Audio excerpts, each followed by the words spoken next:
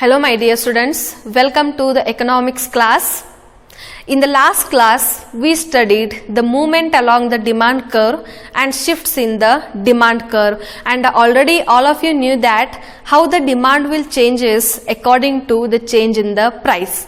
Means when there is increase in the price, then demand will decreases, and when there is a decrease in the price, then the demand will increases. By this, what you understood here, demand is depend on the price. Means according to the changes in the price, here demand will also changes, demand will also moves, demand will also shifts, right? Now in this class, we are going to studying the individual demand curve and the market demand curve. Okay, before going through the market demand curve, first of all, you should have to understand how the individual demand curve will react on the changes in the price. Okay, now let's see, first is that is individual demand curve. Now let's see the meaning of individual demand curve here. Individual demand curve refers to the demand for a good or a services by an individual. It is a demand of an individual. Individual demand is what? The demand for goods and services by an individual. Right. So here the individual demand schedule depicts the demand of an individual customer for a commodity. Okay, it will depict as what? The individual demand of an individual customer. Right. It is the individual demand curve because it will shows us the demand of an individual customer. The individual demand schedule can be explained with the help of the following example. Here I will give you one very simple example to understand the individual demand curve. See here, look at the example here. Suppose a consumer wants to purchase a good in the market. Suppose there is a consumer and he wants to purchase goods in the market. The individual demand for a good is shown in the following demand schedule. Here I will give you one demand schedule that shows you the demand of an individual consumer and the prices of a good. Right. See here, the first column is about what here, the price of a good, and the second one, that is the demand for a good by a customer. See here, look at the prices and the demand column here. As I have told you already, as there is change in the price, the demand will also changes. When there is an increase in the price, the demand will decreases, and when there is a decrease in the price, the demand will increases. Okay, look at the schedule here. What is the price here? The first price is that is ₹5. Okay, when there is when the price of a good is how much here? ₹5, the demand for that good will how much here?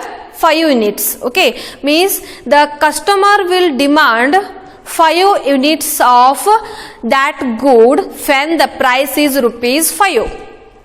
Here, look at the second point here. Here price decreases from ₹5 to ₹4. Here price decreased by ₹1.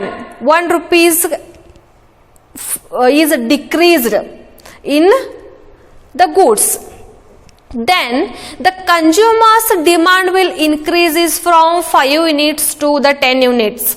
Why? Because there is a decrease in the price by 1 rupees.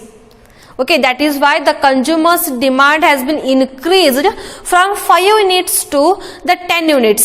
Means automatically the demand increased by 5 units. Why? Because of there is change in the price. Here again the price decreased from 4 rupees to the 3 rupees. Then the demand will also increases from 10 units to the 15 units because there is fall in the price. and this process will go on like this only. Okay, this process will continue like this, means as the prices go on decreasing, the demand is go on increasing. This is what the individual demand schedule. Right, now let's see the individual demand curve. This curve will help you to understand the individual demand. See here, this is the curve which shows you the OX axis and the OY axis. Here demand is measured on the OX axis and the price is measured on the OY axis. Right. Now listen here, here we will draw the individual demand schedule. Look at the prices here. When the price is rupees 5, when the price is rupees 5, the consumer's demand is how much here? 5 units. When the price is 5, the consumer will demand how many units? 5 units. And when price falls from 5 rupees to the 4 rupees, then the consumer will demand more. Means he will demand more. Means here 5 units more, means from 5 units to the 10 units. Means here demand increased and here price decreased. And again here price decreased from 4 to 3 rupees. Then the demand will also increases from 10 units to the 15 units.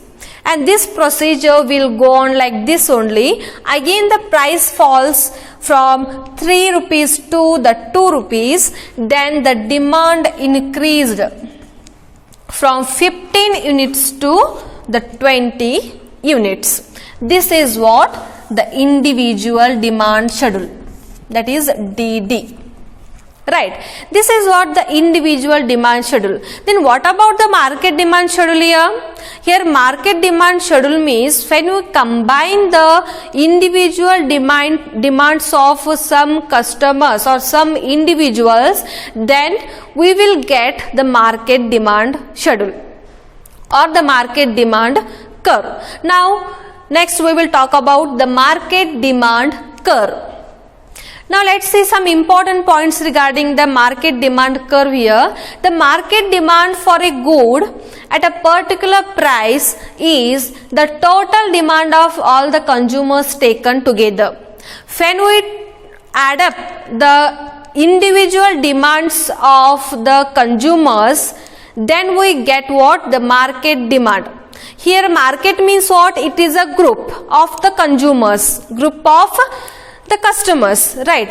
When we call it as an individual, when it is the demand of an individual consumer or the customer, then it is called the individual demand. Then when it is called as a market demand, when we combine the demand of all the customers, when we add up the demand of all the consumers, then it will become what? The market demand. Right. Now let's see the second point here. The market demand curve of a good can also be derived from the individual demand curve.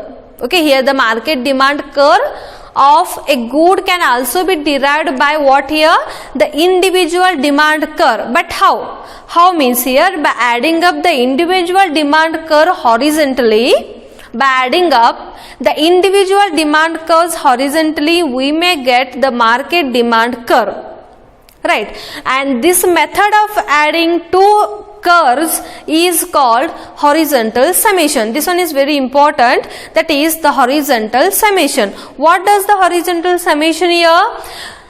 If you want to know about the market demand curve, then you should have to add up the individual demand curves horizontally, and by adding up the individual demand curves horizontally, you will get the market demand curve. And this method of adding up the individual demand is called the horizontal summation. Right, understood now? What does horizontal summation?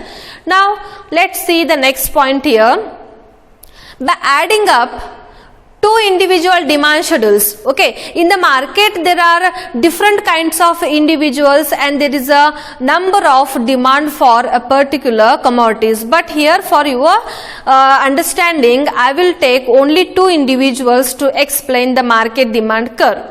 Right, now listen here, I will take the two individual curves and I will add up the two individual curves to create the market demand curve. See here, by adding up the two individual demand schedules, we can get the market demand. By adding up the two individual demand schedules, we can get what here? The market demand schedule. Thus, the market demand for a good at each price can be derived by adding up the demand of two consumers. Okay, means thus the market demand for a good at each price can be derived by adding up the demand of two consumers at that price. Thus the following is the market demand curve. Here I will show you the market demand curve that is drawn by adding up the individual, means two individual demand curves. Okay, two different demand of two different consumers. Okay, by adding up that two different demand curves, we may get the market demand curve. Here also it is the diagram of OX and OY axis. Right, the first one is, that is the diagram A, will shows you the demand of consumer A, and the second one, that is diagram B, will shows you the demand of consumer B, and the third, that is the diagram C, is the market demand. When we add up these two individuals demand curves, then we get the market demand curve. This is the individual demand of a single consumer, and the second one is, that is the individual demand of the second consumer, and the third one is, that is the market demand. Right, now this is the first one, that is D1. D1 will shows you the demand curve of consumer A, and D2 is a demand curve of the consumer B, and the last one is, that is DM. M means that is a market, that is what the market demand schedule, and this is very important for your examinations point of view. Right, and by this we can get what? The market demand curve. By adding up the two individual demand schedules, we can get two or many more, we can add up number of individual demand curves to create the market demand curve. Okay, right, and now in the next class we will go through the elasticity of demand. Right, thank you.